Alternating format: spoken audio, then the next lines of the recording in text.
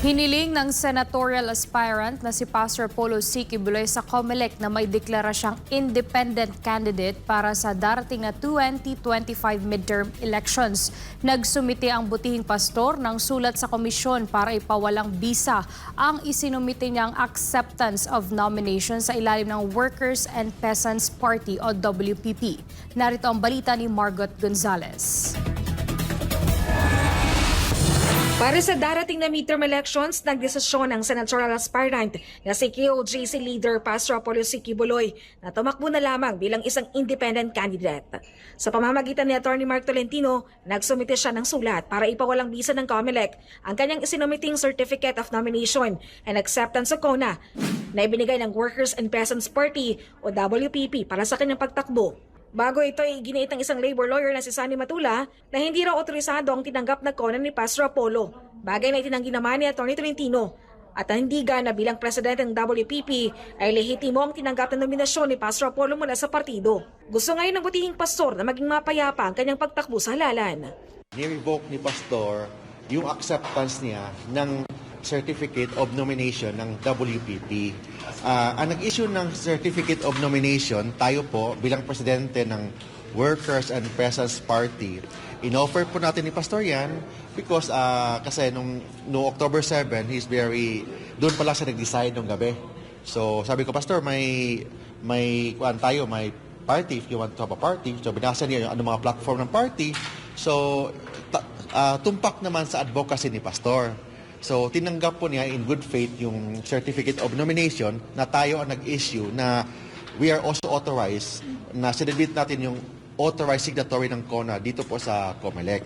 So, kasi may nanggulo, may nagpakilala na sila daw ang WPP, which iba naman palang partido, Workers Party Philippines tayo, Workers and Peasants Party.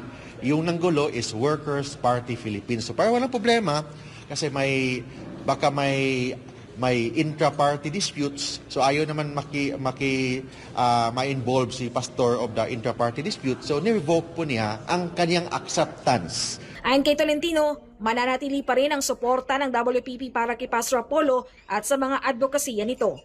Marami din anya ang nagpahayag ng suporta sa kandidatura ni Pastor Apollo mula sa iba't ibang partido. Pastor Quiboloy will be running as independent senator. But of course, hindi naman matatawag na independent si Pastor Quiboloy and dami naman mga political parties na nag-invite kay Pastor na maging guest candidate. So, with or without a party, Pastor Quiboloy can run the campaign. Nagpapasalamat pa rin si Pastor for the nomination and he will maintain pro-God, pro-Filipino, and pro-Philippines platform of government. Ito naman ang naging paninindigan ng COMELEC sa kandidatura ni Pastor Apollo. Isang letter address sa atin na sinasabi na si Pastor Apollo Quiboloy ay independent candidate na wala pong relasyon yun doon sa issue ng kanyang pagiging kandidato. The COMELEC Law Department and the COMELEC NBank will stand firm doon sa pagkaka-classify sa kanya as a legitimate candidate. Simply because there is no final and executory decision concerning his cases. And therefore, as far as the COMELEC is concerned, we made a decision including him as a candidate regardless as to whether he is an independent candidate or a candidate with political party. Now, dahil nga sa may mga issue na ganyan, we will have to resolve later the intra-party dispute. Sino sa dalawang grupo talaga ang dapat masusunod without affecting the candidacy of their chosen candidates. Ibig sabihin, yung grupo ng isa na nagsasabing sila ang tunay na may-ari ng partido, walang epekto sa pinili naming mga kandidato sa kanila. Yung grupo naman ng kabila, whether tinanggalan nila ng CONA o hindi, yung kanyang inisyuan na kandidato, it does not affect the candidate because our determination was based not on the membership to the party or the non-membership to the party. Binase namin yon sa appreciation ng background ng tao, appreciation ng madaming bagay para i-consider siya na isang lehitimong kandidato. Para sa Diyos at Pilipinas ko mahal, Margot Gonzalez, SMNI News.